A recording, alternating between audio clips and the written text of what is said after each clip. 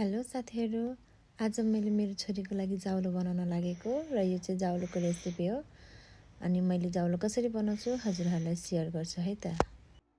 सुरुमा 1 चम्ची घिउ हाले, त्यसपछि ज्वानो मेथी हाले र त्यसलाई रातो बनाए। रातो भएपछि मैले लसुन हाले, त्यसपछि प्याज हाले।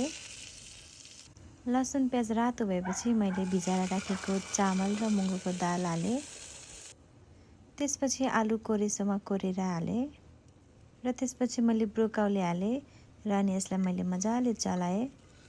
त्यसपछि थोरै बेसार हाले अनि थोरै नुन पनि।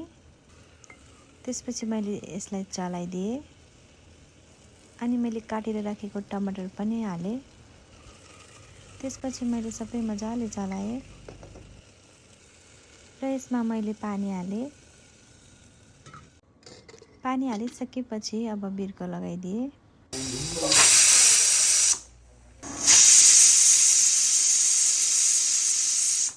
चार 5 सिटी लगाइसकेपछि जाउलो रेडी भयो।